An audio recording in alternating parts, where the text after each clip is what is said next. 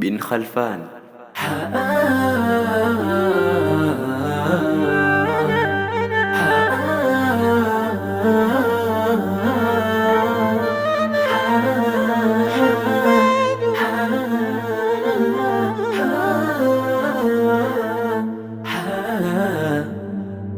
Tarehe 9 Zulhijja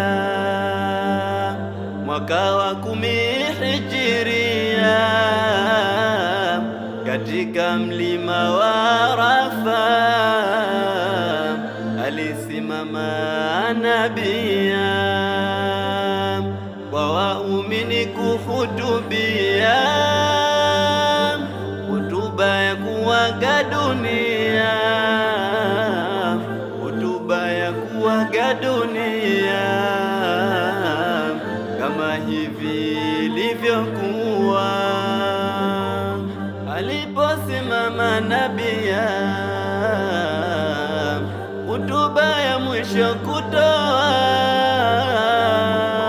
akaanza kuambia wote waliohudhuria, nisikizeni kwa makini haya nitayoambia.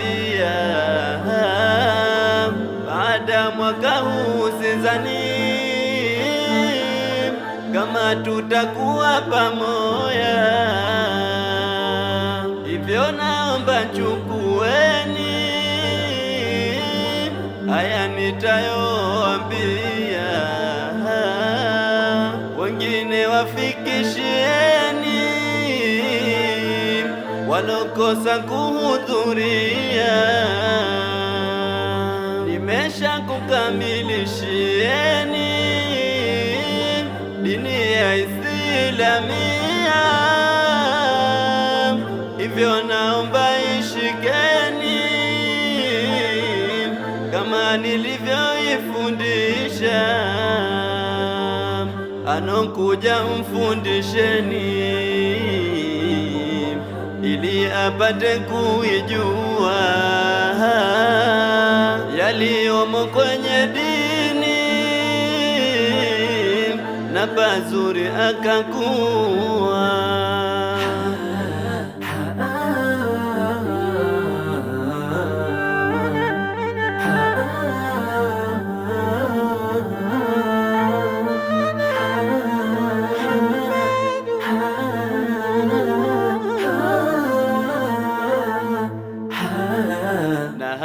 Kasema kwenye hutuba yake kuambia watu ili wasende kinyume, nimewaletea mambo mkishikamana nayo hamtopotea milele.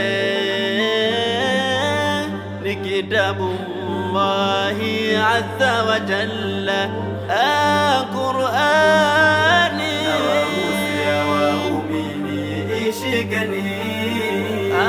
ni kitabullah azza wa jalla, ishikeni, nawahusia waumini ishikeni. Na mengi mazito aliyaongea kwenye hutuba ya mwisho, huku akilia, alikemea watu waache kubagua, wote washikamane, hili ndo jambo bora, hakuna mbora wa rangi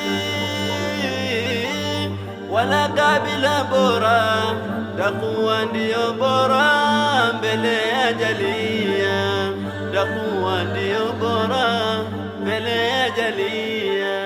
Akatoa ukumbusho kuwakumbushia kwamba yeye ni wa mwisho kuwa ni nabia, na hatokuja mwingine kuwalingania, bali mulinganiane waniloachia.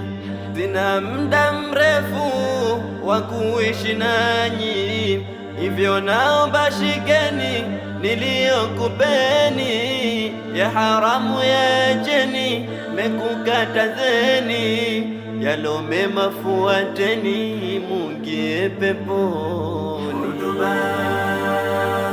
Hutuba ya mwisho, hutuba ya mtume wetu, hutuba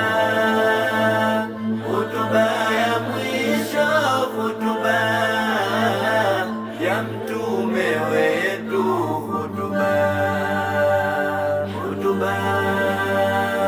hutuba ya mwisho, hutuba ya mtume wetu, hutuba ya mwisho, hutuba